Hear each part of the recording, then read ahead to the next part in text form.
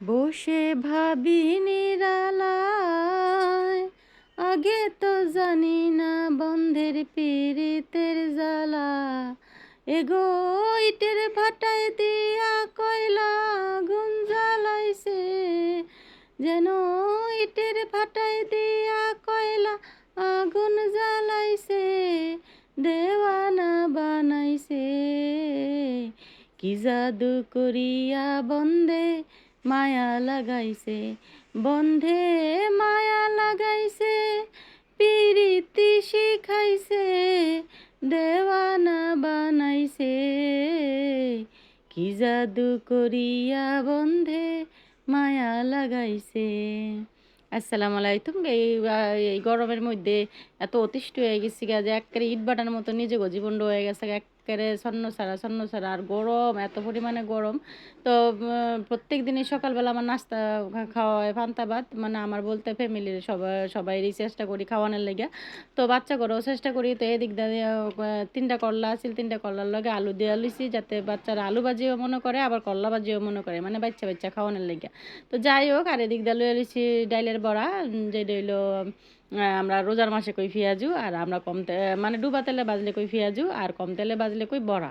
মানে এটা হলো মুসুরির ডাল আর খেসারির ডাল মিলাই না। তো এটা হলো পেঁয়াজ, কাঁচামরিচ, ধনিয়া পাতা, হলুদ, মরিচ, একটু আদা দিয়া মাইকা লমু। তো মাইকা লইয়া এদিকে সেদিক দিয়ে তো করলা ভাজি বয়াই দিছি, ওইতে থাকুক। আর এদিক দিয়ে দিমু এই বড়াগুলা। তো যাই হোক, সকালের যেহেতু তাড়াহুড়া থাকে, কেউ দোকানে যাইব, কেউ কাজে যাইব, জানি যাক মোট কথা। আর বাচ্চাকে স্কুলও যেহেতু এই গরমের মধ্যে খুলে গেছে গা, আর হেঁটের লাগিয়া একটু তাড়াহুড়া করে ওই নাস্তাটা রেডি করতেছি, যাতে আর রাত্রে তো যারা আমার ভিডিও দেখেন হয়তো বেশি এর আগেও দেখছেন যে আমি পান্তা ভাত দিছি। তো চেষ্টা করি বাচ্চা করে, আর রুটি বানায়ও খায় না বাচ্চারা, কারণ দেখছি রুটি বানাইলেও এই করে তার চেয়ে বেলা একটু ভাতও রান্না হয়ে গেল বেশি করে, আর সকালবেলা পেটটাও ঠান্ডা থাকলো।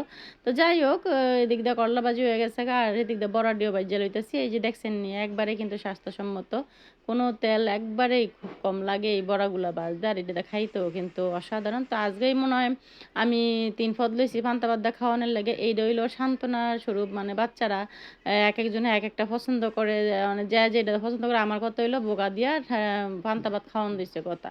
তো পান্তা ভাত খাওয়ামু, এর লিগা 2-3 পদই লইছি, করলা ভাজি লইছি, এদিক দা বড়া বানাইতেছি, আবার এদিক দা ডিমও ভাজি করুম।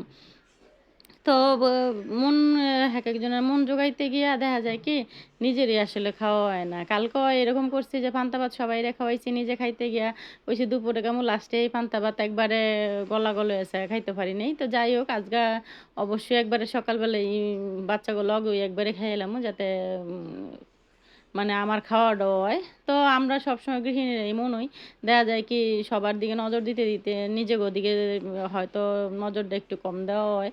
তো এদিকে করলা ভাজি হয়ে গেছে গা, নামাই লেছি।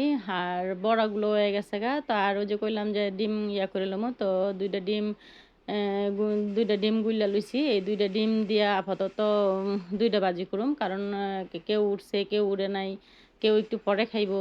যার কারণে পেঁয়াজটা আমি আলাদা করে ধুয়ে দিচ্ছি। অনেক ডিম ভাজাটা করলে সবাই মানে যে আগে উঠছে হ্যাঁ আগে নাস্তা খাইবো। তো যাই হোক, সবাই তো একসাথে খাওয়া হয় না। কেউ হয়তো সকালবেলা বাড়ি গেল গা, আবার কেউ হয়তো একটু দেরি করে বাড়াইলো। তো একেকজন একেক টাইমে তো সেই ডিম ভাজির সেই পেঁয়াজ করে থুয়ে দিলাম, পরবর্তীতে এটা বানাই দিমু। আর এদিকে রাত্রে যা ভাত রাঁধছিলাম সেটি তো করে রাখছি, ওই পানি দিয়ে রাখছি, যাতে একবারে সবাই উঠতেই ঘুমের তুইটা নাস্তা করতে পারে। তো কে কে আমার মতো এমন পান্তা ভাত খান প্রত্যেকদিন সকালে জানায়েন। আর এই গরমের মধ্যে আমি মনে করি যে এটা হচ্ছে শান্তি, আর কোনো জিনিসের মধ্যে নাই। তো এদিক দিয়ে পেঁয়াজ কাঁচামরিচ তো লাগবই।